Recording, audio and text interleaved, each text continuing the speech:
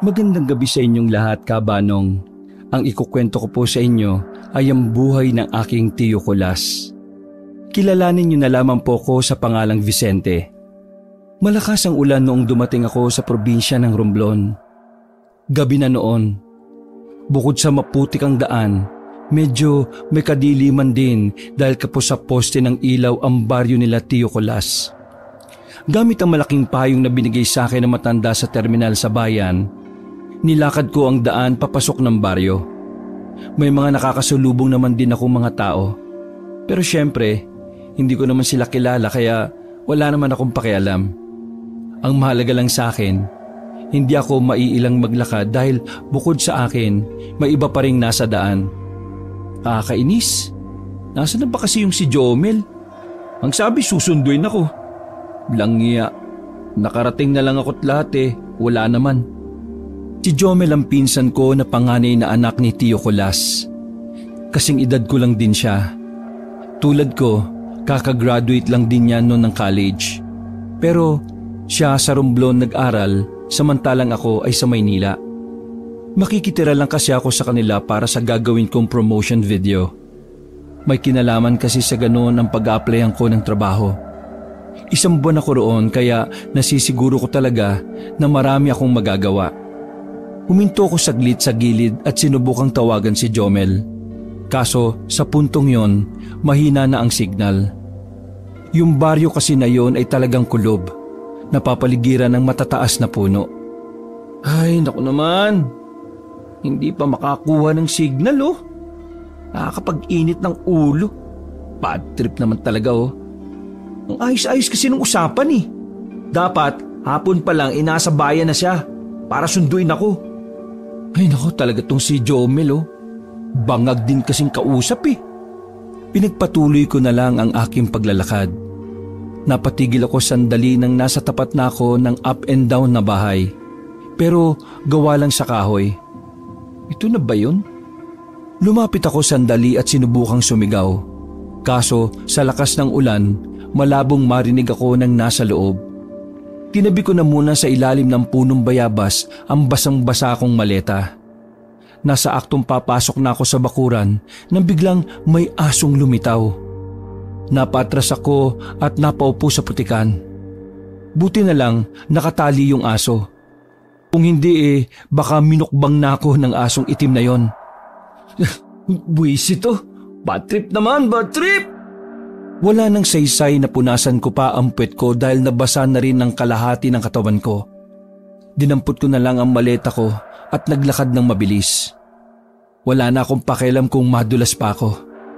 Hindi doon yung bahay nila Tiyo Kulas. Wala naman silang alagang aso Ang alam kong alaga nila, unggoy. Sa kakabilis ko ng lakad ay sa wakas, nakita ko na rin ang palatandaan na sinasabi sa akin ni Jomel. Ang palatandaan nakaratula sa gilid ng kahoy nilang gate. Mondehar Family. Yun, eto na nga. Hindi na ako nagdalawang isip. Mabilis akong tumakbo at lumapit sa bahay. Agad akong pumesto sa tapat ng pintuan na merong silungan. Tiyo Kulas! Nandito na po ako! Ako po ito, si Vicente, galing Maynila. Yung pamangkin yung ubod ng gwapo. Kinatok ko ng malakas ang pintuan. Agad din naman yung nagbukas. Bumungad naman sa akin ang isa pang anak ni Tiyo Kulas, si Kokoy. Mas bata lang ng 3 taon sa amin ni Jomel. Uy, Kuya Vicente! Diyos ko, basang-basa ka na. Teka, nasaan si Kuya? Bakit hindi mo kasama? Ha? Sinundo niya ba ako? Hindi kasi kami nagkita Ay, pambira talaga si Kuya Naku, pasensya ka na. Di bale, pumasok ka na. Tay, si Kuya Vicente nandito na. Ilang segundo lang ay dumating na rin si Tiyo Kulas. May apron pa itong suot-suot. Bantayan mo nga muna yung niluluto ko doon. Tumango naman si Kokoy at naiwan kaming dalawa ni Tiyo Kulas sa sala. Hindi ba kayo nakita ni Jomel? Sa kasamaang palad po hindi Akala ko nga po hindi niya ako sinundo anong oras na kasing umalis dito? Sabi ko agahan Ayan tuloy, naabutan na ng ulan. Tapos, Biglang hinampas ni Tio Kulas ang lamesa. Nag-alugan pa ang mga nakapatong sa ibabaw. ngayon tuloy hindi ka pa niya nakita. Nagpunta yata sa kabilang terminal. Ang sabi ko sa bagong terminal, hindi sa luma eh. Ay nako, bisit na bata yan. Malilintikan talaga sa akin yan eh. Nakaramdam ako ng takot na mga sandaling yon. Pakiramdam ko kasi parang ako yung sinisigawan niya kahit alam kong hindi naman. Huminga ng malalim si Tio Kulas sabay uminom ng tubig. Pero hindi bale. Nandiyan ka na naman eh. Ilagay mo muna yung gamit mo sa gilid at nandun ang banyo sa may kaliwa. Maligo ka at baka magkasakit ka pa niyan eh. Dahil yung pinsa mong tatanga-tanga, hindi ka nasundo. Ay nako, nakakainis yan. Kasimple-simple ng sinabi ko eh, bagong terminal, bagong terminal. Para akong mababaliw habang nasa harap ko si Tio Kulas. Inis na bumalik ng kusina si Tio Kulas at binalikan din naman ako ni Kokoy. Kuya Vicente, pasensya ka na kay tatay ah. Alam mo, mula nung lumipat na kayo sa Maynila noon, palagi na lang galit yan si tatay. I mean, parang laging mainitin ng ulo. Yung mababa lang namang tono ng boses niya pero maya-maya bigla na lang siyang magagalit o maninigaw. Baka naman nagpapasaway kayo lagi. Alam mo naman ng tao kapag tumatanda na nagiging mainitin ang ulo. Hindi naman kami pasaway eh. Pero ganyan na siya lagi. Iniintindi na nga lang namin kasi siyempre, depressed din siguro siya nung binitiwan niya noon yung pagiging manunugis. Sa sinabing yon ni Kokoy ay bigla kong naalala ang nangyari noon. 10 taon pa lang kami noon nila Jomel. Maliliit pa talaga kami, pero buo pa sa alaala ko ang mga nangyari. Gabi noon, maraming bangkay ang naiuwi sa baryo namin. Lahat ng yon ay mga kasamahan ni Tio sa panunugis ng aswang. Ang sabi ng mga nakaligtas na kasama ni Tio, napagkamalan daw silang sundalo ng mga rebelde. Pinagbababaril sila at halos kalahati sa grupo nila ay namatay. Sa halip tuloy na may baryo ng aswang sila na pupuntahan, bumalik silang dala ang mga namatay nilang kasama. Mula noon, na-depress si Tio Kulas. Kumalas siya sa samahan hanggang sa maging ang iba ay umayaw na rin. Ilang buwan makalipas ang nangyaring yon, umuwi kami ng Maynila ng pamilya ko sa takot na mahanap sila ng mga rebelde. Hinala kasi namin, iniisip talaga ng mga rebelde na sundalo sila. Uy, Kuya Vicente, nakikinig ka ba? Ha? Anong sabi mo? Sabi ko, maligo ka na. Mamaya, darating na rin yun si kuya. O sige. Maraming salamat ah. Ako na bahala dyan sa gamit mo, kuya. Kumuha ko ng pamalit sa maleta ko at nagtungo na rin sa banyo. Hindi maalis-alis sa isipan ko ang nangyari noon. Lalong-lalo na ang kakaibang nakasanayan nila Tio Kulas noon. Lagi kasi silang may napapatay na iba't ibang uri ng aswang. Oo, tama. Naalala ko na. Boy Latigo nga pala talaga yung tawag kay Tio Kulas noon. Tama. Kasi kakaiba yung latigo niya noon eh. Para akong tanga na nagsasalita sa loob ng banyo habang nakaharap sa salamin. Napatigil lang ako nang marinig ko ang boses ni Tio sa maliit nilang sala. Ang galing mo talaga, Jomel. Yung susunduin mo nauna pa sa'yo. Kukupad-kupad ka kapag lalaki ang susunduin. Pero kapag babae ang susunduin mo kahit kasing baho pa ng kanyang hininga mo mabilis ka pa sa snatcher sa bayan. Tayo naman kasi, sabi mo bagong terminal. Hindi mo ba alam na bago na rin ang terminal na pinuntahan ko? Na-renovate na yun, tay di sana dalawa ang pinuntahan mo. Pwede ba yun? Hatiin ko yung katawan ko. Hindi. Ako ang hahati sa katawan mo. Di ka na nahiya kay Vicente. Ang layo-layo ng pinanggalingan pagdating dito mukhang tanga yung itsura. Binilisan ko na lang ang pagligo ko para kahit papaano may aawat sa kanilang dalawa. Pero naging maayos naman sila nung mga sandaling yon. Kalmado na rin si Tio Kulas na magharap-harap na kami sa hapunan. Ang sarap ng luto ni Tio Kulas. Mula noon hanggang sa puntong yon, walang pinagbago ang kahusayan ng Manong sa pagluluto. Tiyo, maraming salamat po sa pagtanggap sa akin dito ha. Masaya po akong makita kayo ulit eh. Pasensya ka na kung lagi akong nakasigaw ha. Pero, kumusta na nga pala ang tatay mo? Kailan ba siya makakadalaw dito? Sabi niya, baka dito kami magpasko kasama kayo. Oh, talaga? Di, maganda kung ganon. Tagal ko na rin hindi nakakasama yung tatay mo eh. Nakakausap naman kami sa cellphone pero alam mo naman, mahina ang signal dito. Uy, bro, pasensya na nga pala ha. Nalito talaga ako eh. Nabasa ka pa tuloy ng ulan. Ayos lang. Ikaw rin naman eh, nabasa eh. Ang malaga, nandito na ako. Kasama na kayo. Ilang araw mo bang kailangan tapusin yung promotional video mo? Kung ayos lang po sana, mga 1 buwan po ako rito para mas marami pa po akong magawa. Ay wala namang problema sa akin. Ang iniisip ko lang kung kaya mo pa bang tumagal ng 1 buwan dito. Hindi ito Maynila ha, probinsya ito. Sa katunayan po, mas gusto ko pa nga rito tiyo eh. Kung marami lang opportunity rito, nako, dito na lang ako titira. Masarap mamuhay dito. Sa Maynila, puro usok. Kuya Vicente, maganda ba sa Maynila? Depende kung saan parte. May parte na maganda, may parte din na hindi. Sumeryoso ang mukha ni Tio Colas. Tumingin siya sa akin ng makahulugan at parang may pangamba. Vicente, ito lang ang ipapaalala ko sa iyo ha. Kapag nasa gubat kayo at may nakita kayo mga armadong lalaki, umalis na kaagad kayo. Kapag aswang naman po. Siniko agad ni Jomel si Kokoy para sawayin.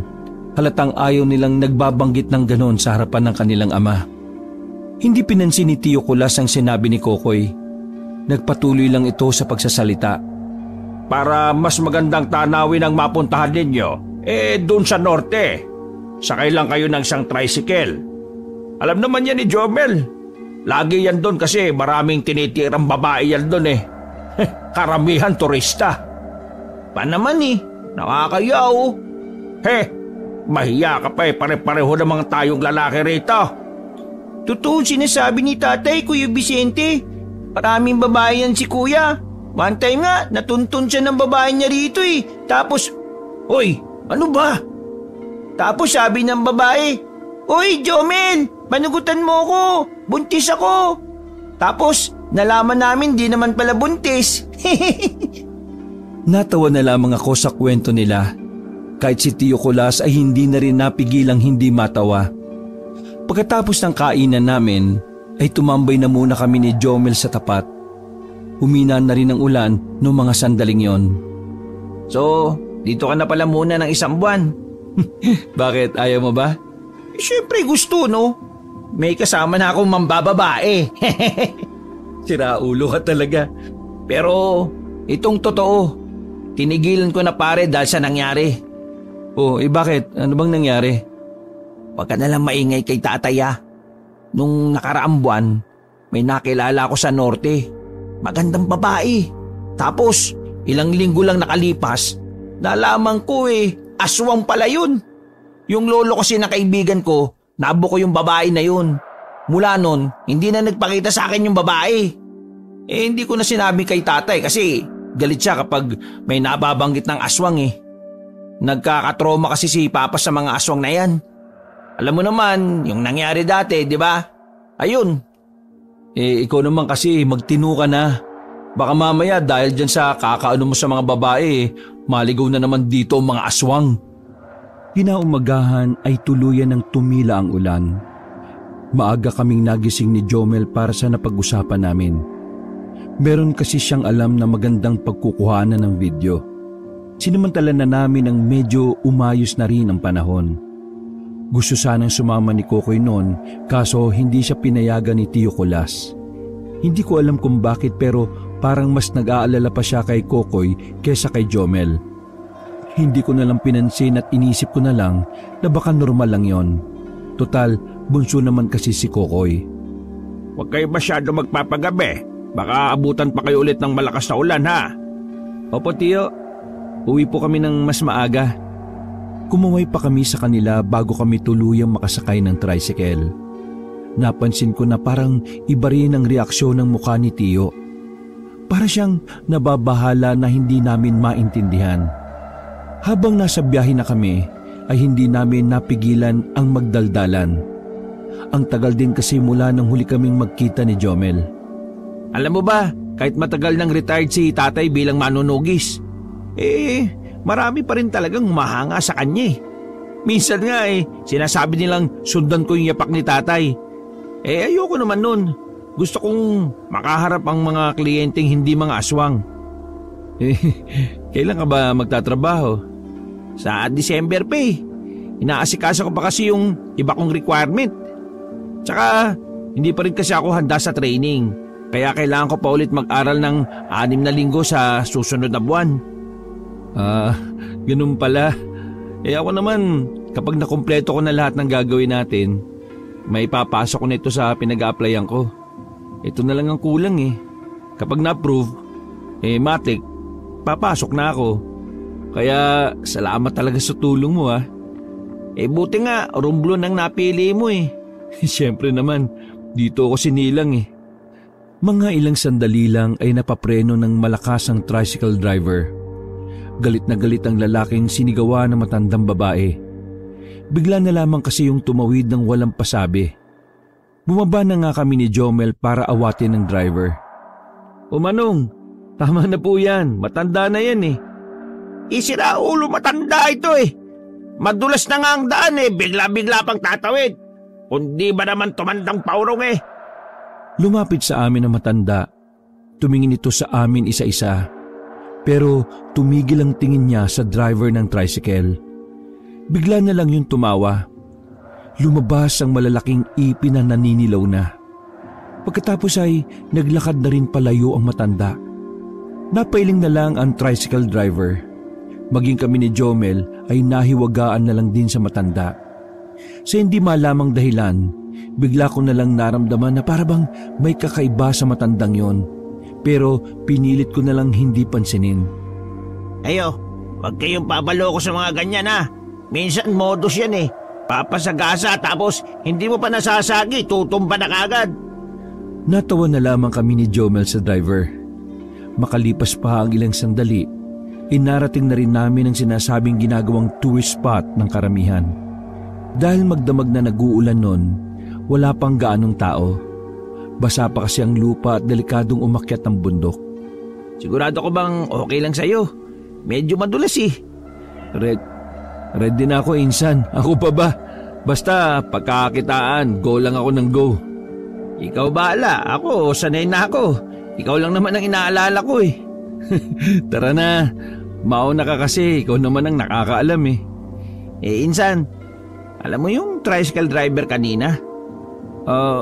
Bakit? Dating kasama ni Papa sa organisasyon dati yun. Isa sa mga nakaligtas sa pag-atake sa kanila ng mga rebelde. Kaya pala medyo maangas din no? Maangas talaga yun, pre. Dating kasama ni tatay sa organisasyon dati.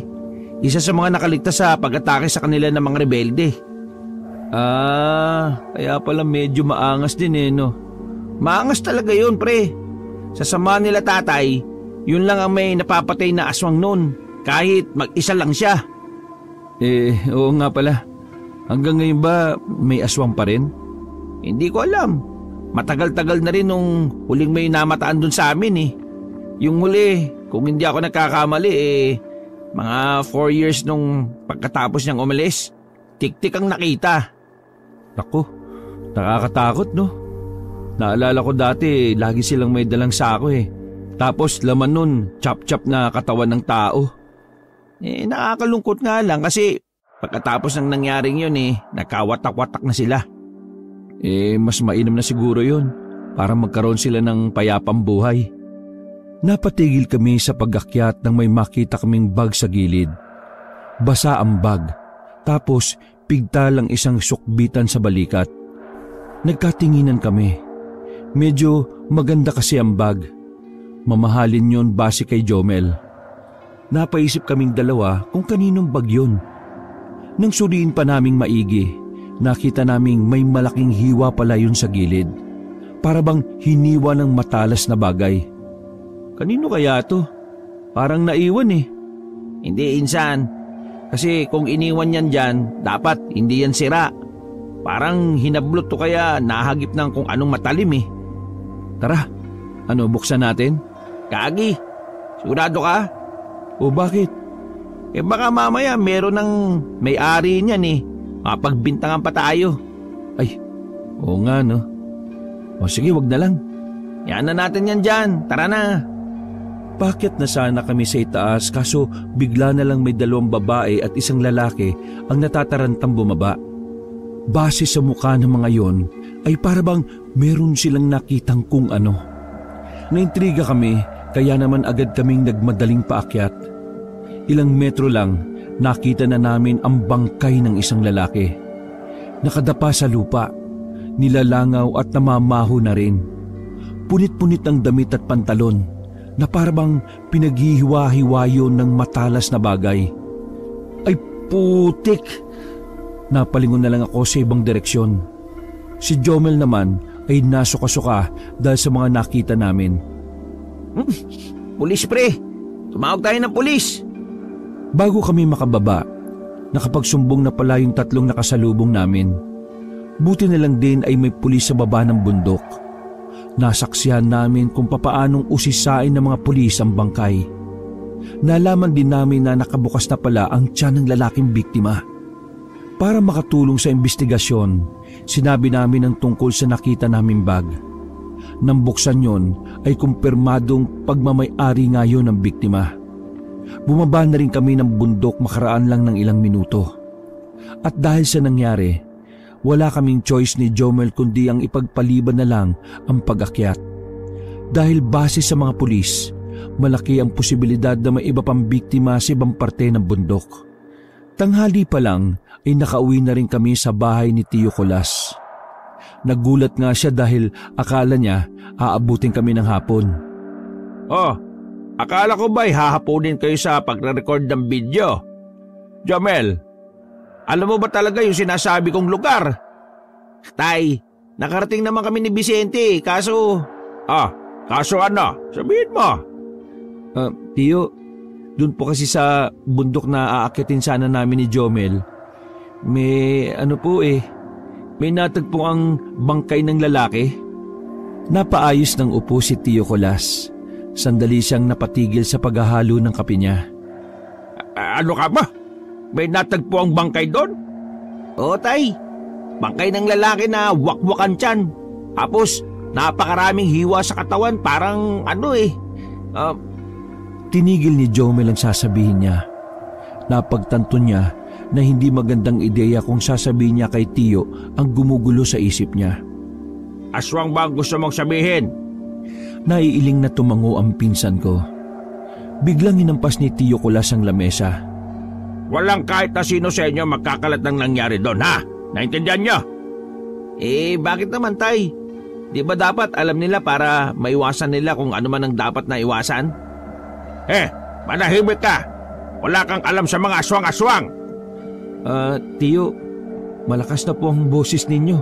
Baka po may makarinig. Ito naman kasi si tatay, hindi man lang kumalma. Ikaw pa ang magiging dahilan kung bakit malalaman ng mga taga rito yan eh. Bumuntong hininga na lamang si Tio Colas. Sinubukan nitong huminahon. Ay naka, matagal na panahon na. Matagal ko nang kinalimutan ng mga bagay na may kinalaman sa aswang at sa pagiging manunugis. Pero hindi ko alam bakit hanggang ngayon hindi sila nawawala sa buhay ko. Ibig po bang sabihin ninyo alam niyong nandito pa rin sila sa probinsyang ito? Tumangutango si Tio Colas. Kita namin sa mukha niya ang magkahalong pagkadismaya at pagkabahala. Pero hindi.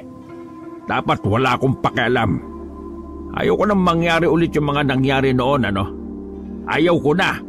Ayaw ko nang balikan ng bangungot na yon. Padabog na tumayo si Tio Colas. Susundan ko pa sana siya palabas pero pinigilan ako ni Jomel. Yaman na natin si tatay.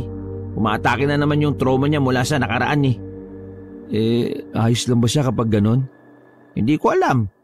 Pero sana. Napailing at hingang malalim na lamang ang nagawa namin. Kinahaponan, hindi pa rin nakakabalik ng bahay si Tio Kulas. Nasa bahay lang kami habang nanunood ng TV. Dakong 5:00 ng gabi, natatarantang umuwi sa bahay si Kokoy. Hinahanap si Tio Kulas. Nasaan si tatay? Kanina pa namin hinihintay. Bakit ka ba parang natataranta? Ano na naman bang nangyari? Hindi pwedeng malaman ni tatay ang nangyari sa dati niyang kasamahan. Ha? Ano? Sinundan namin si Kokoy. Halos 3 minutong takbo lang ng mabilis, narating na namin ang gilid ng kalsada na kung saan maraming taong nagkukumpulan. Maraming nagbubulong-bulungan. Hinawi namin sila. Nakita namin ang isang tricycle na nasa gilid, nakabangga sa isang puno. Nang silipin namin, nasipat ni Jomel kung sino yon. Insan, yan yung driver na naghatid sa ating kanina oh. Yung sinasabi ko sa yung dating matinik na manunugis. Grabe naman ang gumawa niya sa kanya. Talagang hindi na siya bubuhayin eh oh. Umusog lang kami nang may mga dumating ng tanod at pulis. Hindi ako makapaniwala nung hapon na yon. Yung driver na nakausap lang namin, ilang oras lang makalipas patay na pala. At ang mas nakakakilabot pa, tirik ang araw nang mangyari yon. Nakakatakot. Maliwanag ang paligid ng ginawa yan. Sariwa pa yung dugo oh. Wala man lang takot yung gumawa niyan kung may makakita sa kanya. Kuya, alam mo ba kung anong tingin kong gumawa niyan? Aswang. Tumango lang si Kokoy bilang tugon sa kanyang kuya Jomel. Ako naman ay palihim lang na kinilabutan. Nagtatayuan ng mga balahibo ko. Nakakaramdam ako ng panlalamig sa palad dahil sa kaba. Paano kapag nalaman ito ni Tiyo? Malamang, mapapraning na naman yun. Iniisip ko, paano hindi ito malalaman ni Papa? Alam niyo naman kung gaano kabilis kumalat ang chismis. Ng tinapay naman oh. Ay nako, pasensya ka na insan ha. Dapat happy lang tayo pero ganitong problema pa inabot mo dito sa amin. Ayos lang naman sa akin. Ang mas iniisip ko ngayon si Tio Kulas.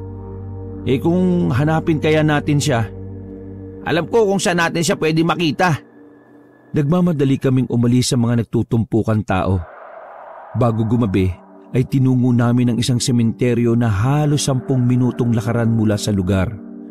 Pagdating namin doon, natanaw kagad namin si Tio Kulas na nakatayo sa harapan ng mga nicho.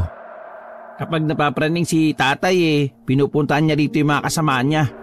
Dito ko sila nakalibing Kahit umuulan ng malakas, basta gusto niyang pumunta dito, pupunta talaga siya. Wala siyang pakialam sa panahon. Grabe pala talaga ang pinagdaraanan ni Tio, no? Kilala siyang mandirigmang dilatigo noon. Alam ng mga tao kung gaano siya kahusay lumaban. Kaya isang malaking dagok sa kanya nang maraming nadismaya sa nangyari. Isa rin kasi siya sa sinisisi noon. Kaya nga naawa kami kay tatay Kahit na madalas niya kaming nasisigawan, inuunawa na lang namin. Hindi naman sa pakikialam mga insan Pero sa tingin ko, mas malalagpasan niya yung ganito kung tatanggapin niya Kailangan niya maintindihan na ang problema ay hindi tinatakasan. Kailangan niyang maramdaman na may mga kasama siya sa pinagdaraanan niya. Dumaan ang malamig na hangin. Habang nakatayo kami sa di kalayuan kay Tio, binantayan at pinanood lang namin siya. Makalipas ang ilang minuto, nakita naming umalis na rin siya. Buong akala namin ay uuwi na siya noon. Pero nagtaka kami dahil ibang direksyon ang kanyang tinahak. Sinundan namin si Tio sa pag-aalalang baka saan siya mapunta. Kamalas-malasan pa dahil bigla na lamang umulan ng malakas. Ganun pa man, hindi namin hinayaan na mawala siya sa paningin namin. Kumagat na ang dilim ng matanaw naming pumasok ng kagubatan si Tio. Lamig na kami sa ulan. Pero dahil kailangan naming alamin kung saan siya pupunta, ay sinundan pa rin namin siya. Oh, nasa na si Tio? Hindi ko makita. Ang lakas ng ulan eh. Dito kuya, dito si tatay dumaan, tara. Sinundan na lang namin si Kokoy. Sa aming tatlo, si Kokoy daw ang may higit na kaalaman sa pasikot-sikot sa gubat. Madalas daw kasing nanguhuli ng gagamba si Kokoy noon. Kung minsan din ay nangangaso. Hindi nagtagal ay nakarating kami sa Talampas. Ibabaw ng bundok na may malawak na kapatagan. Nakita namin si Tiyo doon. Nakatayo lang siya nung una. Kami naman ay gumilid at nagtago sa mga kawayanan. Anong ginagawa ni Tiyo dito? Ala kuya, ililibing na ba ni tatay sarili niya? Oy, siraulo ka ba? Nakita mo lang na naguukay eh. Sa lugar na ito, dito niya ibinaon yung armas niyang latigo. Ibig ba nitong sabihin babalik na siya sa pagiging manunugis niya? Hindi ko rin alam eh. Pero kung ano man ang magiging desisyon niya, gusto kong suportahan siya sa mga gagawin niya. Halos 10 minuto rin kaming tatlo na naghintay. Mga ilang sandali lang, nakita na lang namin si Tiyo Kulas na may winawasiwas ng latigo. Humarap siya sa kinaroroonan namin. Agad naman kaming nagtago sa pag-aakala na naramdaman niya kami. Dumapa kami kahit na halos talsikan na kami ng putik. Maya-maya pa ay umalis na rin si Tiyo Kulas. Sinundan namin siya hanggang sa makabalik na kami ng bahay. Nakita niyang basa rin kami ng ulan pero hindi na lang niya kami pinansin. Nang makapagbihis na kami, pinuntahan ako ulit ni Jomel at Kokoy sa kwarto ko. Dahan-dahan lang sila dahil nasa baba raw si Tiyo Kulas. Si tatay, mukhang balak na talagang bumalik sa panunugis ng aswang. We, paano mo naman nasabi? May binabasa siya. Narinig ko yung title ng libro, Mga Paraan ng Pakikipaglaban. Hindi ko alam pero kinakabahan talaga ako kung anong gagawin ni tatay eh. Kung kausapin kaya natin siya? Wag, hayaan lang natin siya. Baka magalit lang siya sa atin eh. Isipin pa na nakikialam tayo. Sinilip namin sandali si Tiyo Kulas. Kalmado lang naman siyang nagbabasa. Yun ang unang pagkakataon na nakita ko siyang sobrang seryoso. Kinabukasan, pinagpaliban ko na muna ang pagdodokumentaryo. Palihim kasi naming binabantayan ang mga kilos ni Tiyo Kulas. Tahimik lang naman siya. Balik sa pangkaraniwang ginagawa. Pagkatapos pumunta sa negosyo nitong bukuhan, uuwi lang yon para magkape at magbasa-basa ng dyaryo. Habang nakatambay kami sa bakuran, isang matandang babae ang napadaan sa labas. Napatayo kaming dalawa ni Jomel nang mamukha namin ang matandang babae. Yun ang matanda na muntikan ng masagasaan ng tricycle driver. Tumingin ang matanda na parabang nakikilala niya. Agad na umarko ang kakaibang ngiti sa mukha niya. Sa puntong yon, parang naninikip ang dibdib ko habang nakatingin sa matanda. Hindi ako pinagsasalita ng kaba na bigla na lang nabuhay sa sistema ko. Sa unang tingin pa lang, naramdaman ko nang may hindi talaga tama sa matanda. Wala naman siyang sinabi sa amin. Nakangiti lang siya hanggang sa maglakad na siya papalayo. Pagkaalis ng matanda, biglang sinilip ni Jomel si Tiyo Kulas na abala pa rin sa pagbabasa. Bakit, Insan? Anong tingin mo sa matanda? Insan, yun yung matandang nakausap ng tricycle driver, di ba? Yung mutik na natin masagasaan. Pagkatapos nun namatay na yung tricycle driver. Piling ko, Insan aswang yung matandang yun Teka, sandali. Anong gagawin natin? Isusumbong ba natin kay Tiyo? Wait lang, hindi pwede. Ang hirap basahin ng utak ni tatay ngayon Baka sa pagiging padalos-dalos niya ikapahamak niya pa yun. Kumalma muna kaming dalawa ni Jomel noong mga sandaling yon. Alam ko na. Kung sundan natin yung matanda. Baliw, gagawa ka pa ng makakaabala sa kung anong pinunta mo rito. Nandito ka para sa promotional video na gagawin mo, hindi para masangkot ka sa gulo. Baliw ka rin. Ikapakan na nating lahat yung nakasalalay rito Lalo na si Lolo. Hindi ka ba nababahala? Pinatay yung dating kasama ni Tiyo Kulas. Naguguluhan ako Teka, sandali nga lang. Hayaan mo ako mag-isip. Umupo si Jomel sa gilid. Nakahawak pa siya sa sentido niya. Maging ako rin ay parang sinasakitan ng utak nung oras na yon.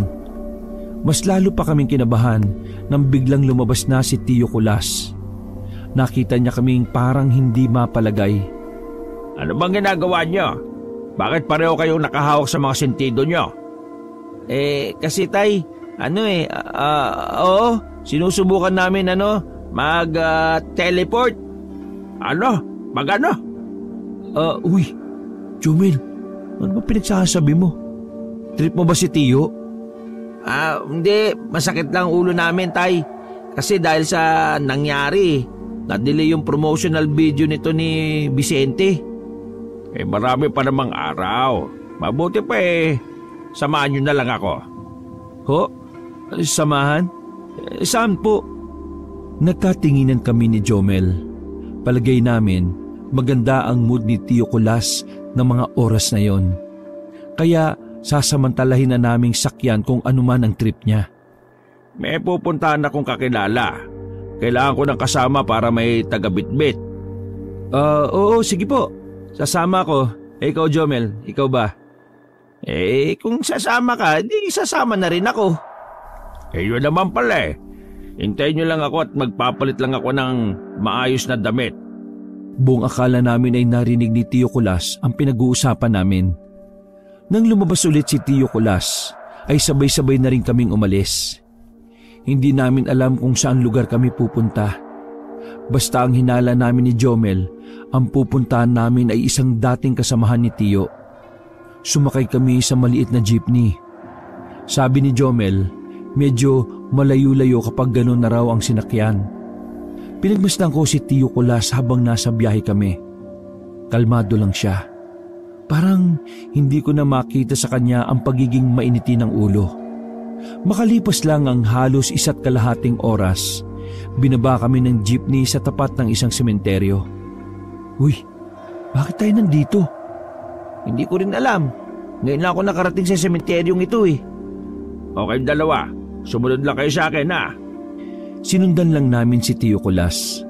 Tahimik lang kaming dalawa ni Jomel. Hindi namin maiwasang hindi mapatingin sa mga nicho na naroon. Sa palagay namin, parang matagal na ang mga nicho na yon. Yung pagkakaukit kasi ng pangalan sa mga lapida, parang makaluma. Marami kaming dinaan ng iskinita at ilan sa mga yon ay masusukal at maputik na rin. Kinakabahan na nga ako noon kung saan ba talaga kami dadalhin ni Tio Kulas. Hanggang sa meron na kaming natanong na bahay. Bukod tanging bahay na nasa pinakadulong parte ng lumang sementeryo. Paglapit namin doon, 2 matanda ang nakita namin. Pero ang matandang lalaki lang ang humarap at kumausap sa amin. Anong hangin ang pumasok sa utak mo at bakit ka napadpad sa lugar na ito, Kulas? Hali kayo, pumasok kayo. Pinagandaan nila kami ng kape at tinapay. Pinaupo kami sa lumang katawan ng puno. Sa itsura pa lang ng bahay, masasabi ko ng kapanahunan pa yata yun ang Kastila. Anong sadya mo, boy Latigo? Huminga ng malalim si Tio Kulas. Humigop muna siya ng kape bago tuluyang nagsalita. Magbabalik na ako. Napatigil sa paghalo ng kape matanda. Napatingin siya ng seryoso kay Tio Kulas. Parang hindi yun makapaniwala. Magbabalik ka na? Ibig mo bang sabihin Oo, babalikan ko na ang pagiging manunugis. Babalik na ang mandirigmang may hawak ng latigo. Magkahalong emosyon ang nararamdaman namin. Saya dahil sa wakas, mabubuo na ulit ni Tio ang sarili niya. Kinakabahan naman kami dahil sa maaring panghanib na harapin niya. Kabentong, may binibiktima na naman ng mga lintik na aswang na yon. Hindi ko alam kung saan sila kumukuha ng lakas ng loob Pero palagay ko, meron silang matinding dahilan kung bakit sila nanggugulo. Sa katunayan, isa na sa kasamahan natin ang namatay. Nanlaki ang mata namin ni Jomel. Hindi namin inakala na alam na rin pala ni Tio ang tungkol doon. Umiling ang matandang si Kabentong. Gusto mo bang tulungan kita sa laban na yan? Oo, pero ang gusto ko lang makuhang tulong sa'yo ay mga armas. Armas? Bakit? Palyado na ba ang latigo? Ang armas na pwedeng ibigay ko sa mga tao, hindi natin alam ang pwedeng mangyari. Nakalimutan mo na ba kung anong ginawa sa atin ng mga rebelde? Paano ko naman makakalimutan ang pangyayaring yon? Nawala roon ng pinakamamahal kong kapatid. Ano? Ibibigay mo ba sa akin? Siyempre, tutulungan kita. Pero may gusto lang akong ipakiusap. Ano yon? Sabihin mo lang. Kapag ako namatay, gusto kong dito ako ililibing sa lugar na ito. Nagsalubong ang kilay ni Tio Kaloy. Ano bang pinagsasabi mong matanda ka? Hindi ka nga sasama sa akin eh. Ako lang ang lalaban. Dito ka lang. Ang kailangan mo lang gawin ay bigyan mo ako ng mga gamit. Ay, siya. Tara. Samahan niyo ako at hindi ko naman kayang buhatin ng mga yon. Naglakad kami ng halos 5 minuto. Uugod-ugod na kasi itong si Kabentong, kaya napakabagal ng lakad. Meron pa kaming napuntahan na libingan, pero di hamak na mas maganda at mas maayos ang mga nicho na naroon. Ito ay libingan ng mga kamag-anak ko. Dito ko inilagay ang mga armas na akala ko ay hindi ko na muli pang bubungkalin. Dinampot ni Kabentong ang maso na nasa gilid. Tumingin siya sa amin ni Jomel. Pa itong dalawa na ito? At bakit parang wala namang silbi? Etong isang ito, anak ko. Eto namang isa, pamangking ko. Hay, kayong dalawang binata. Kunin nyo itong tig-isang maso. Wasakin nyo ang puntod na yon. At yung walang nakasulat na pangalan. Noon ay nagtaka pa kami sa sinabi na matanda. Nagkaroon kami ng pag-aalinlangan dahil baka may mahukay kaming kalansay. Mawalang galang na po, pero di ba libingan ng tao yon? Bakit po? Tigil mo, ipapawasak ko yan kung may bangkay o kalansay sa loob. Nasa loob niyan ng mga armas. Ganun po ba? Pasensya na po. Akala ko lang po kasi... Sige na, madali na. Bilis! Kinuha na namin ang tig-isang maso. Sinimulan namin ang magpukpok sa makapal na marmol ng nichong yon. Mabigat ang maso kaya medyo nahihirapan kami. Iniisip ko na lang talaga noon na dapat mawasak namin yon.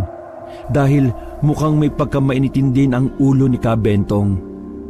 Unti-unti naming nabutas ang malaking nicho. Nang magkaroon na kami ng pagkakataon para makasilip, nagulat kami nang biglang may nakita kaming kalansay ng tao na nasa loob. Natumba pa kaming pareho ni Jomel. Tiyo, may kalansay sa loob. Sigurado ka ba na nandito yung gamit? Ano bang pinagsasasabi niyo, ha? Sumilip ang matandang si Kabentong. Maging siya ay napakamot na lamang sa ulo nang makumpirma ang sinasabi namin. Inatake na naman ako ng ulyanin. Nako, doon pala sa kabilang puntod. Ano ba talaga? Doon ba talaga? Baka mamaya mabungkal na natin mga kamag-anak mo tapos wala namang pala rito. Sigurado na ako, doon talaga yon. Napailing na lamang si Tio Kulas. Umusog lang kami sa kabilang puntod. Di hamak na mas maganda ang puntod na yon kumpara sa una. Kaya medyo nag-aalangan kaming dalawa ni Jomel sa oras na yon. Maya-maya lang ay muli naming sinimula ng pagbubungkal. Halos 5 minuto lamang ay nabutas na namin ang puntod na yon. Nakahinga kami ng maluwag nang makitang wala ng kalansay sa loob. Bumungad sa amin ang mga itak na mukhang ilang dekada na ang edad. May ilang pana at palaso. Meron ding mga latigo, mga punyal at kung ano-ano pang patalim. Ito lang ang naitago ko mula nang makawatak-watak tayo. Maraming salamat, Kabentong. Siguradong magugustuhan ng mga tagalugar ang sasabihin ko sa kanila. Nagkamayan silang dalawa. Nakita namin ang determinasyon sa mukha ni Tio Kulas. Ayon kay Jomel, matagal na panahon na raw niyang huling nakita ang ganon sa kanyang ama. Madalas, lagi raw nakasimangot o kaya naman ay tulala. Inilagay namin sa sako ang mga gamit. 2 sako ang napuno. May kabigatan din kong buhatin. Matapos ang sandaling usapan ni Tio Kulas at Ka Bentong, nagpaalam na rin kami. Hirap na hirap kaming buhatin ang sako dahil may mga nakauslipang mga matutulis. Tay, paano pala natin ito isasakay sa jeep?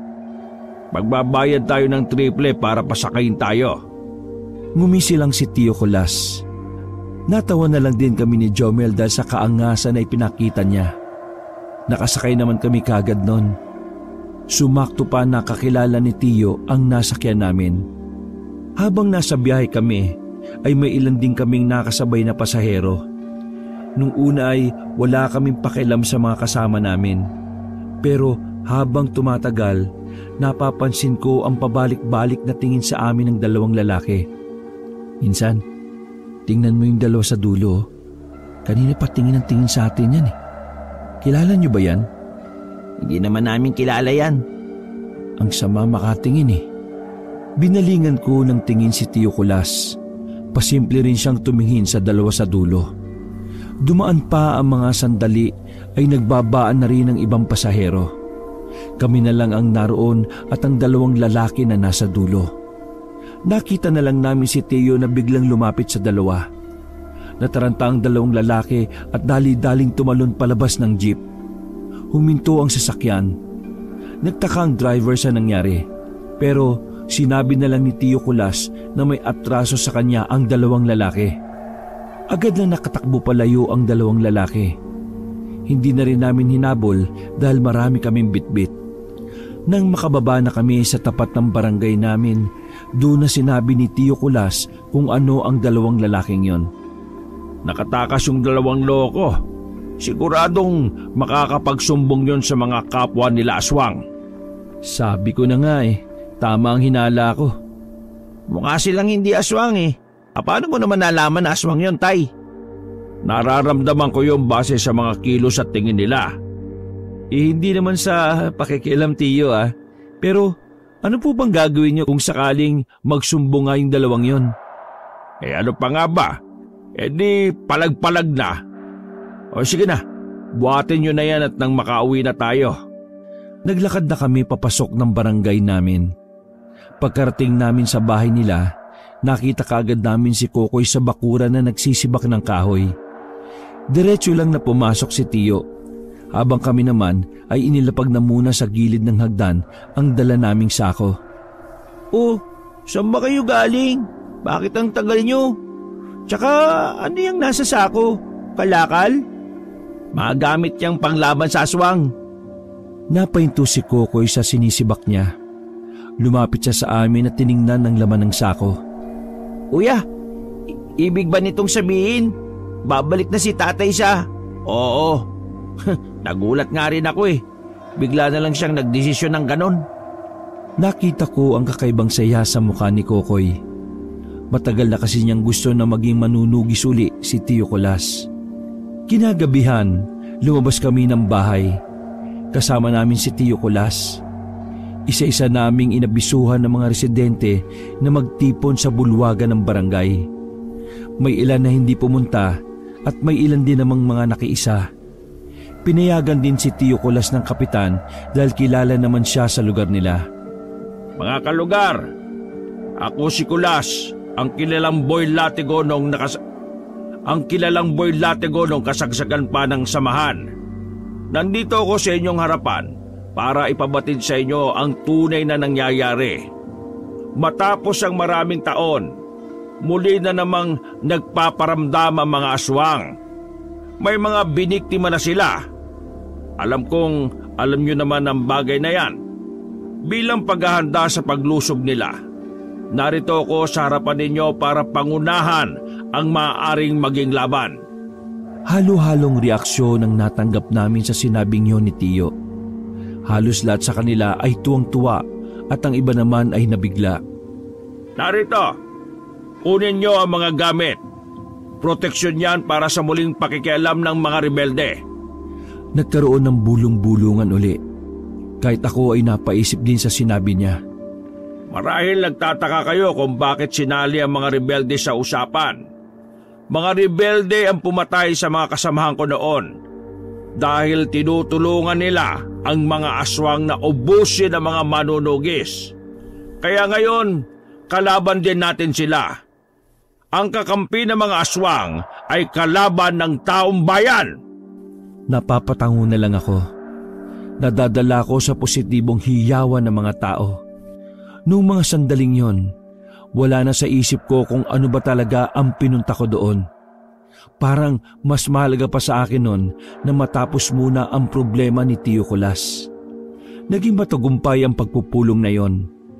Marami ang nakiisa sa kagustuhan ni Tio Kulas na protektahan ang kani-kanilang pamilya. Umuwi na muna kami sa bahay. Sa labas pa lang ay napatigil na si Tio Kulas. Nagtaka naman kami ni Jomel kung bakit. Basta, parang may inaamoy-amoy siya. Tay, anong problema? Hindi sumagot si Tio Kulas. Sa halip ay lumapit agad siya sa tapat ng pinto. Nakita namin na isa na lang ang tsinelas ni Kokoy na naiwan doon. Nagmamadaling pumasok si Tio Kulas sa loob ng bahay. Meron kaming nakitang sulat sa lamesa na agad din naman naming binasa yon. Pagkatapos ay padabog niyang inilapat ang palad sa lamesa. Binasa na rin namin ang nakalagay sa sulat. Kinabahan kami nang malamang may mga aswang palang nakapasok sa bahay. At sa kasamaang palad, kinuha nila si Kokoy. Sinamantala nilang halos lahat ng tao ay nasa barangay. Dahilan para walang makakita sa mga aswang. Anong gagawin natin, Tay? Kinuha nila si Kokoy. Ililigtas ko ang kapatid mo. Huwag ka mag-alala. Pero Tio, di ba parang delikado na pupunta ka sa balwarte nila? Wala ka man lang ba pwedeng makasama bukod sa amin? Yung medyo marunong-runong na sa labanan? Umiling si Tio at dismayadong umupo na lamang sa tapat ng lamesa. Watak-watak na lahat ng nakaligtas noon. Hindi ko na alam kung nasaan sila. Mas lalong hindi ko alam kung gusto pa rin ba nilang gawin ito. Pero kahit na anong mangyari, hindi ko hahayaan si Kokoy. Nasama ako, Tay. Sasama rin po ako, Tio. Kailangan nyo talaga sumama. Tayong 3 na lang ang magtutulungan. Kung isama natin ang ibang residente, hindi sila papayag na iwan ang mga pamilya nila, Insan. Tama si Jomel. Hayaan na lang natin sila. Intindihin na lang natin kung ano ang kaya nating kontrolin. At yun ay ang ating mga sarili. Agad na rin kaming naghanda. Wala kaming sinayang na oras. Kumain lang kami ng hapunan saglit tapos umalis na rin kami ng bahay. Alam ni Tio Kulas kung saan ang bundok na tinutukoy sa sulat. Yun ay ang bundok ng norte na dapat ay aakyatin namin. Tahimik lang kami habang nasa biyahe. Pero sa totoo lang, sobrang kaba ko na talaga nun. Hindi ko inaasahan na hahantong sa ganun ang dapat lang sana ay masayang bakasyon at paghahanap ng magagandang tanawin. Bumuntong hininga na lamang ako. Pinagdasal ko na lang noon na sana walang mangyaring masama sa amin. Nandito na tayo. Ihanda nyo ng mga sarili nyo. Ayaw ko ng tatanga-tanga, ha? Tandaan nyo, kapag hindi ka nag-iisip ng tama, mas mauuna ka pang mamatay sa uugod-ugod na matanda. Hinawakan ko ang pinahiram na itak ni Tio Kulas. Ganon din naman si Jomel. Habang si Tio Kulas ay kalmado lang na nakaipit ang latigo sa tagiliran niya. Ikaw ba, Vicente? Hindi ba magagalit ang mga magulang mo kapag nalaman nila na ganito ang ginagawa mo rito? Hindi naman sila magagalit, Tio. Basta wala lang magsasabi. Sira ulo ka rin palang kausap eh. Paano nga ako malaman? Di kayo po ang magpapaliwanag. Ay nako, bana ka talaga sa tatay mong sira ulo. Tara na, aakyat na tayo sa bundok. Nanahimik na kami sa mga dumating na sandali. Todo hawak ako sa mga sanga na nakalaylay. Medyo madulas pa rin kasi ang lupa dahil pabalik-balik ang ulan nun. Tay, malayo pa ba? Malayo pa. Kung napapagod ka na pwede ka nang umuwi. Tay naman nagtatanong lang eh. Shh! Manahimik kayo. Nagtago kami sa likuran ng malapad na puno. Sumilip kami at nakita namin ang isang baboy ramo. Ang sabi ni Tio Kulas, malaki ang tsansa na aswang din ang hayop na yon. Kumuha si Tio Kulas ng palaso at tiniram ang pana ni Jomel. Kahit madilim sa kinaroroonan ng baboy ramo, tinira ni Tio ng palaso yon. Hindi kaagad kami lumapit kahit na natamaan niya naman yon. Mga ilang sandali lang, narinig na lang namin ang boses ng isang lalaki na parang umiiyak at nahihirapan. Tara! Nagmamadali kaming lumabas. Pinuntahan namin ang kinaroroonan ng lalaki. Nang tapatan namin siya ng flashlight, tumambad sa amin ang hubad niyang katawan. Nakatarak ang palaso sa kaliwang dibdib ng lalaki. Pasensya ka na, pero kailangan kitang burahin sa mundok ito. Hinugot ni Tio Kulas ang kanyang latigo. Pinag-aagupit niya ng latigo ang aswang. Kada latay ng latigo, naririnig namin na parang pumuputok ang balat ng aswang. Tio, hindi na po siya gumagalaw. Sa tingin ko tama na po yan. Tumigil na rin si Tio nang sabihin ko yon. Mas marami pang aswang ang naghihintay sa atin. Kung masyado silang marami, ganito lang ang gagawin natin. Iisa-isahin natin sila. Bago kami umalis, tiningnan ko pa saglit ang aswang. Duguan ang katawan niya. Namangha naman ako sa latigo ni Tio. Parang espada na kapag hinagupit, susugat talaga ng malala. Nagpatuloy kami sa paglalakad. Kalahating oras na rin ang ginugol namin. Pero ang sabi ni Tio Kulas ay wala pa kami sa kalahati. Pambira, pag-iisang oras na tayo, wala pa pala tayo sa kalahati. Gaano ba kataas ang bundok na ito? Hindi naman ito ang bundok na pakay natin Sa kabila pa. Kailangan lang natin lagpasan ito. Nakakaalarma pala talaga. Kung wala pa tayo sa kalahati at malayo pa tayo ron, tapos may mga aswang na rin dito, ano pa kaya kung nandun na tayo sa mismong balwarte nila? Yan nga rin ang iniisip ko Paano natin makukuha si Kokoy kung lahat sila ay nakapalibot? Nang makaramdam kami ng pagod ay pansamantala na muna kaming nagpahinga. May hinintuan kaming mga katawan ng puno na nakatumba. Umupo kami roon at naglabas ng binaong pagkain ni Jomel. Ano pa lang naging dahilan mo kung bakit mo binalikan ng ganitong gawain? Konsensya. Konsensya ang kumalabit sa akin.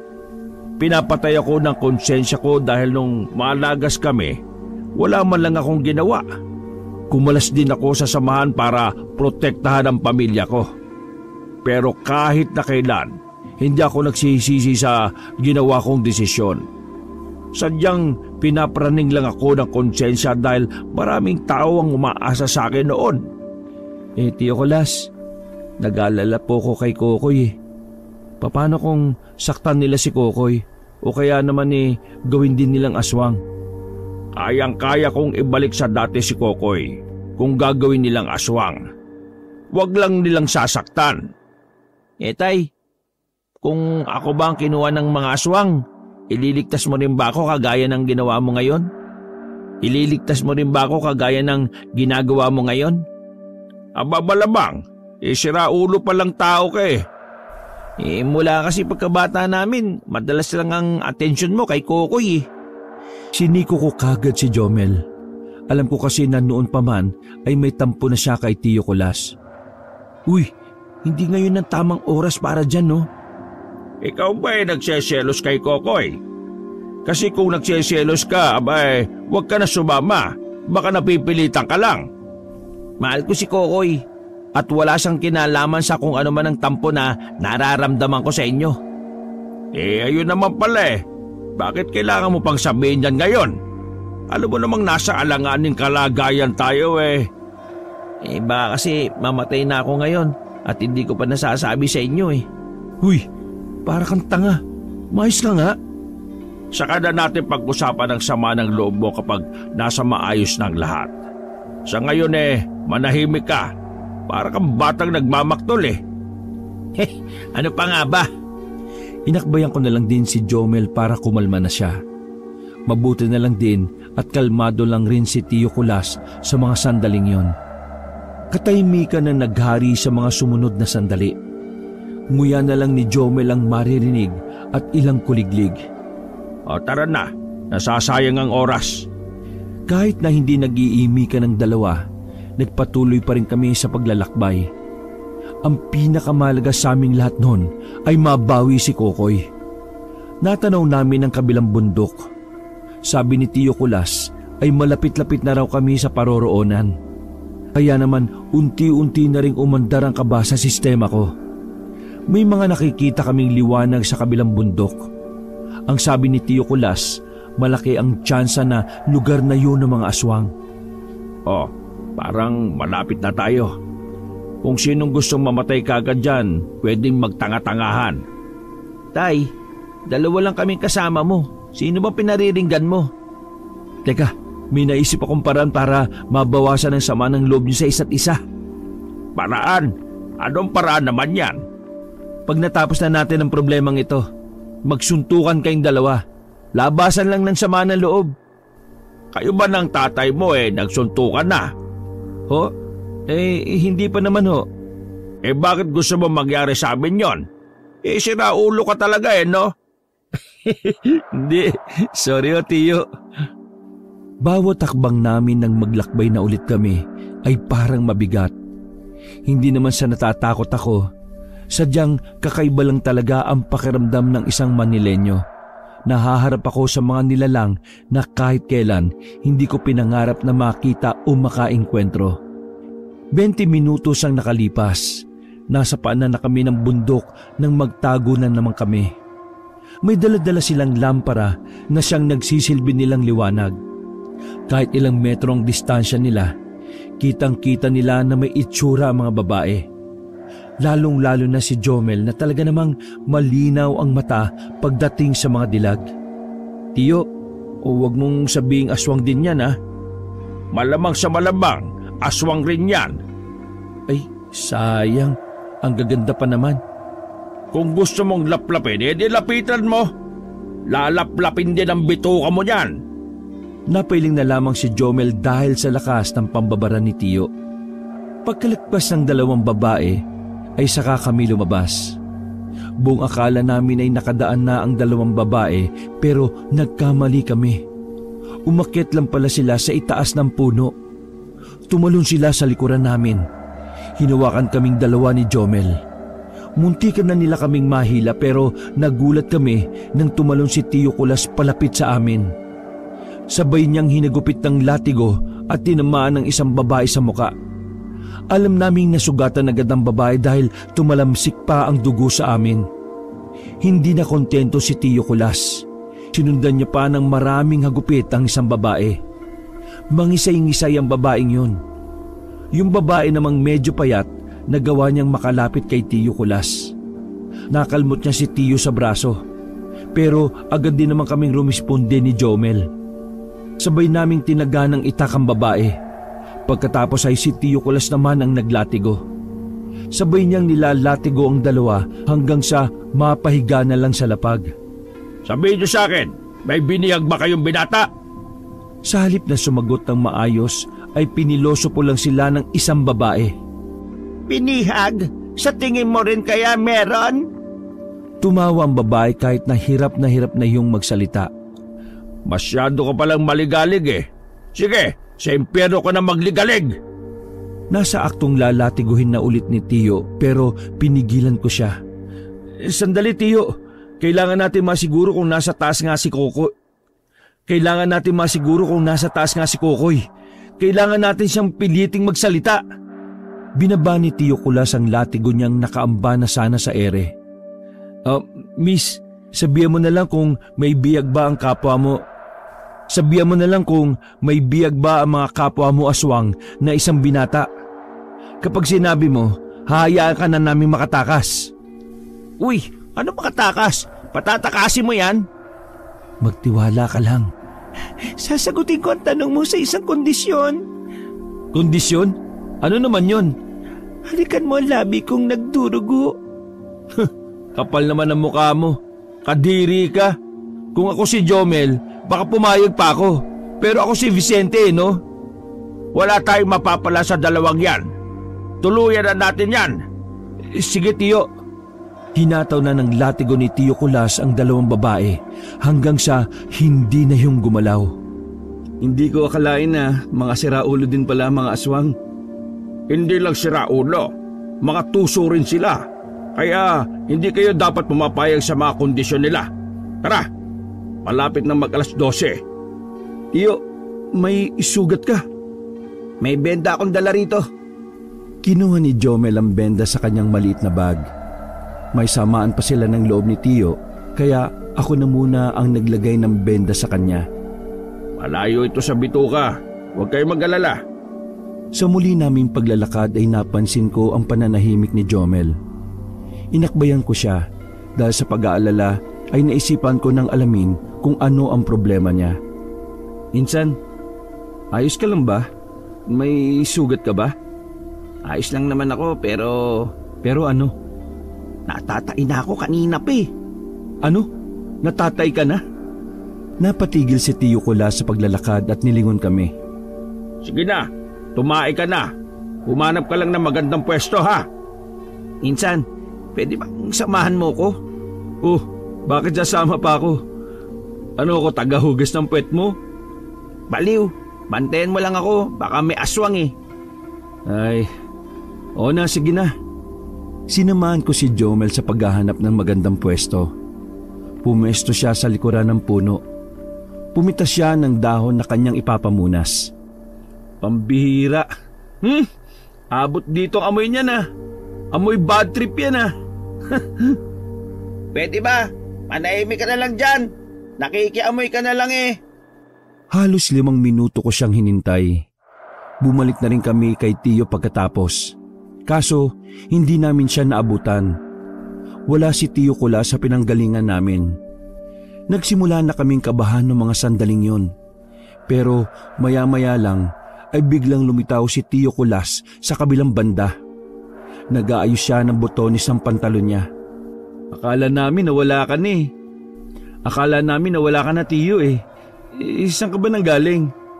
Ah, alam ko na. Tumae ka rin, no? Hindi, no? Umihi lang ako. Umihi pero amoy tae. Baka ikaw, hindi ka na naman nagpunas. Huy, tama na nga yan. Para kayong mga bata. Pareho lang naman kayong amoy tae. Tara na, Tiyo. Magaan na ang pakiramdam na mag-ama nang bumalik na kami sa paglalakbay nang dahil sa kanilang pagtae. Tapos na ang hindi pagsiseryoso ng mga oras na yon. Dahil nang akyatin na namin ang bundok ng norte, unti-unti ko nang nararamdaman ang presensya ng mga aswang. Para bang bawat daanan namin ay may mga matang nanunood. Nagtatayuan na ang mga balahibo ko noon, Kabanong. Lalo na sa ideyang buwis-buhay ang gagawin namin pagpunta ron. 3 laban sa balwarte ng mga aswang. Kapag malapit na tayo, gawin niyo ang lahat para hindi makalika ng ingay ha. Hindi tayo papalag kapag lagpas 2 kalaban. Dapat mas marami tayo at saka tayo lalaban. Naintindihan niyo ba? Tumango kami ni Jomel. Binilisan namin ang paglalakad hanggang sa tuluyan na nga naming natanaw ang isang baryo. Huminga ako ng malalim noon sa pagbabakasakaling mawala ang kaba sa dibdib ko. Pero hindi, dahil mas lalo pa yung lumala. Buhay na buhay sila sa ganitong oras. Malabong makalapit tayo kaagad. Isa pa, hindi natin alam kung saan nila eksakto inilagay si Kokoy. Sige, maghiwa-hiwalay tayo. Mukhang hindi magandang ideya yan, Tiyo. Paano kung mahuli kami? Hindi namin sila kakayanin nang wala ka. Dapat kayanin nyo. Kasi kapag magkakasama tayo, mas madadalian silang dakpin tayong lahat. May punto si tatay, Insan. Ano, kaya mo ba? Ha? Wala naman ako magagawa. Alangan namang iwan kita. Paano? Dito ako sa kabilang banda. Kayo dyan sa kabila ha. Mag-ingat kayong dalawa. Napakamot na lang ako sa ulo pagkaalis ni Tiyo Kulas. Pareho na nga tayong walang alam sa pakikipaglaban. Tayo pa nagsama. Kesa naman isa sa atin ang naglalakad na mag-isa. Di ba mas malaking katangahan yon, Insan? Ay nako, bahala na nga. Basta kung sino man ang mauna sa ating dalawa, sana sa langit ang bagsak.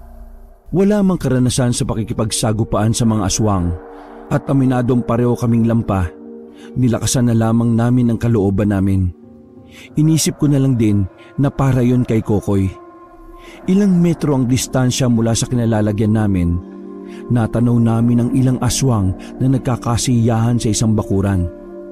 Kung titinan silang maigi, mukha talaga silang mga aswang. Pero sa unang tingin, mukha lang silang pangkaraniwang tao. Kailangan natin mahanap si Kokoy. Kapag nakita natin sila, balikan natin si tatay. Tama ang naisip mo. Kaya paglakad pa tayo patungo ron. Tara, dali! Sa kakalakad namin ng nakayuko, nasipat na namin ng tingin ang isang mas malawak na bakuran.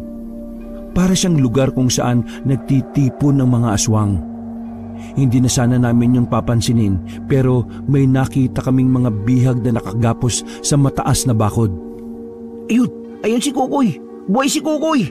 Tara, balikan na natin si Tiyo Kulas. Aalis na sana kami nang makita naming kinakaladkad na si Tiyo Kulas doon. Nahuli siya ng mga aswang. Pinadapa siya sa lupa at tinalian ang magkabilang kamay. Gagi, si Tiyo! Wisit naman buhay to. Kakahiwalay lang natin sa kanya, siya pa yung nahuli. Kailangan natin makapag-isip kagad ng paraan. Kung hindi... Napatigil ako sa pagsasalita nang maramdaman na lang namin na may tao na pala sa likuran namin. Dahan-dahan kaming lumingon. Naramdaman na lang namin na may matigas na bagay ang pumalo sa ulo namin. Nawalan kami ng malay ni Jomel. Paggising namin, kasama na namin si Tiyo Kulas sa iisang kulungan na gawa sa makapal na kawayan. Kaya nga tayo naghiwalay para hindi tayo mahuling tatlo. Sumunod naman kayo. Sino ba unang nahuli? Pasensya na Tiyo, pero mukhang marami palang mga aswang ang narito. Marami ding naglilibot. Ano pa nga bang magagawa natin nandito na tayo. Anong plano? Hintay na lang natin kung kailan tayo kakainin. Napailing na lang kaming dalawa ni Jomel. Nagawa pa talaga magbiro ni Tiyo ng ganon. Bumuntong hininga na lang ako. Nung mga sandaling yon, aminado ko na talagang nawalan na rin ako ng pag-asa. Kumbaga, inasa ko na lang ang sitwasyon namin sa himala. Mga ilang sandali lang, bigla na lamang may mga dumating na aswang. Pinagkukuha nila kami at pwersahang itinali sa puno ng nyog. May dumating na matandang babae. Sobrang pamilyar sa akin ang mukha niya. Siya ang matandang nakita namin ni Jomel sa labas ng bakuran. Siya rin yung matandang hinala namin na pumatay sa tricycle driver. Maligayang pagdating dito, Boy Latigo. Naalala mo pa ba ang mukha ko? Paano ko maaalala kulubot na yung mukha mo? Sino ka ba? Ako si Hermina, ang kapatid ng aswang na pinatay mo noon. Wala akong pakialam, hindi ko na matandaan Humalakhak ng malakas sa matanda na parabang nababaliw. Huminto naman yun at muling nagseryoso ng muka. Hindi mo maalala? Pues, ipapaalala ko sa iyo ngayong gabi. Ipaparanas ko sa iyo ang sakit na naranasan nila noon. Pagsabing yun ng matanda, ay nagbago ang kulay ng mga mata niya. Nangitim ang mukha niya at humaba ang dila. Halata sa galaw niya ang labis na galit para kay Tiyo. Sinakal ng matanda si Tiyo at saka galit na nagsalita. Ngayong gabi, ipaparamdam ko sa iyo ang naramdaman ko nang mawalan ako ng minamahal. Tumingin ang matanda kay Jomel at ngumiti ng malapad. Kita pa ang gilagid at ang naninilaw ng ngipin. Anak mo siya, hindi ba? O kaya kung siya munang pahirapan ko para mas masaya, sa mismong harapan mo pa. Huwag kang dawag tanda. Huwag kang mandamay ng walang kinalaman dito. Nang kinalaman? Iisa ka rin palang siraulo Anong walang kinalaman? Sinama mo ang anak mo, kaya kasama na siya sa kalbaryong haharapin mo. Sumenya sa matanda sa mga nasa gilid. Kasunod nun ay ang pagtambol ng mga lalaki. Para silang nasa piyesta. Sabay-sabay na tumambol at ang iba naman ay nagsisigawan at nagsasayawan. Ang presensya ng tatlo ay parang isang malaking biyaya sa kanila. Dahil batid ng mga aswang na naroon ay pagkain ng kahahantungan namin. Bagay na mas lalong nakakapagpakaba ng aking kalooban. Tiyo, anong nangyayari? Mukhang tayo ang ihahanda nila sa ritual na gagawin nila. Dito na ba talaga tayo magtatapos? Biglang tumigil ang ingay at tambulan. May 2 aswang ang pwersahang kumuha kay Jomel. Nang subukan pang pumalag ni Jomel ay nasapak pa siya sa muka. Inilagay si Jomel sa mahabang lamesa at tinalian. Akala ko ay doon na matatapos ang pagkulo ng matanda. Pero meron pa itong naisip. Bagay na mas lalong nagdulot ng takot kay Tiyo Kulas. Alam ko na. Naalala ko. Anak mo rin pala yung isa naming bihag. Ilabas niyo ang isang yon. Nagmamadali ang 2 lalaki paalis. Nabahala naman si Tiyo Kulas. Kapag ako nakatakas dito, bibigwasan talaga kita. Nang makuha na si Kokoy, inilagay din siya sa mahabang lamesa. Tabi sila ni Jomel. Tatay, tulong! Anong gagawin nila sa amin? Tatay! Mayak-iyak si Tiyo dahil hindi niya alam ang gagawin niya. Pareho pa kaming nakatali. Nang nasa aktong pupugutan na nila ng ulo si Jomel at Kokoy, bigla na lang nagkagulo ang mga aswang. Yung pala, dumating sila ka Bentong kasamang iba pang mga manunugis. Nagkandalabo-labo na. Ang matandang si Hermina naman ay gumapang paakyat sa punong nyug. Tama pala ang dating namin. Isa-isa nila kaming tinanggalan ng tali. Kinuha na rin ni Tiyo ang latigo niya na nakasabit lang sa kawayan. Nagsimula ang kaguluhan. Lahat ng manunugis ay latigo ang gamit. Dahilan para mataranta ang mga aswang. Sa mga nakalipas na sandali, unti-unti na ring natatalo ang mga aswang. Ang matanda na lang ang halos natira. Mga ilang sandali pa, hindi nakatiis ang matanda. Bumaba na rin siya sa puno ng nyog. Sa halip na tumakas, talagang haharapin niya ang mga manunugis. Hindi siya nakakaramdam ng takot. Hayaan niyo akong kalabanin ng matandang ito. Tumango lang si Ka Bentong at ang iba pa nilang mga kasama. Hinarap ni Tiyo Kulas sa matandang si Hermina. Matapang din naman ang matanda. Kahit na alam niyang alanganin siya, pumalag pa talaga. Umatake ang matanda kay Tiyo Kulas, pero masyado mabagal ang matanda kumpara sa mga mas batang aswang. Kaya naman walang kahirap-hirap para kay Tiyo Kulas na ilagan yon. Nang makakuha ng tamang pagkakataon, si Tiyo Kulas naman ang lumusob. Paghagupit pa lang ni Tiyo Kulas, talaga namang lumatay sa katawan ng matanda. Mangisay-ngisay siya, pero sadyang tuso ang matanda. Meron siyang pinukol na maliit na parang pako kay Tiyo Kulas. Tumarak ang pako na yon sa bandang balikat ni Tiyo. Nag-alala na kaming lahat pero sumenyos lang siya na huwag kaming makikialam. Nagulat ang matanda nang lumusob pa rin si Tiyo Kulas kahit nahihilo na. Paghagupit uli ni Tiyo ng latigo, doon na bumagsak ang matanda. Sa kanya sinunda ng maraming latay. Nakalaunan ay ikinamatay na rin ng matanda. Bumagsak si Tiyo sa lapag pagkatapos ng laban. Mabilis din naman namin siyang pinuntahan. Hindi nahirapan si Tiyo sa pakikipaglaban. Sabi nga ni Ka Bentong, mas sisiw lang yung kumpara sa dati.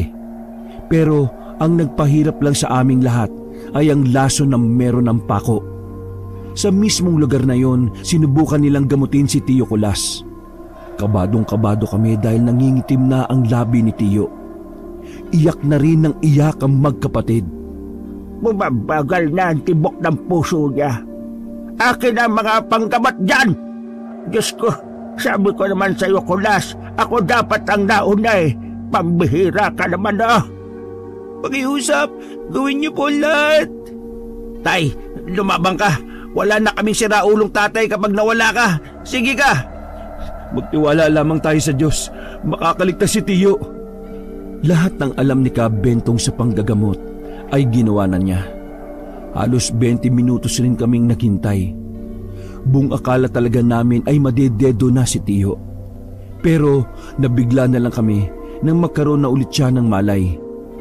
Mabilis ang paghinga niya, hingal na hingal at pawis na pawis. Napawi naman ang luha naming lahat. Sa sobrang tuwa ay napayakap na lang kami kay Tiyo Kulas. Nakaligtas si Tiyo Kulas sa lason.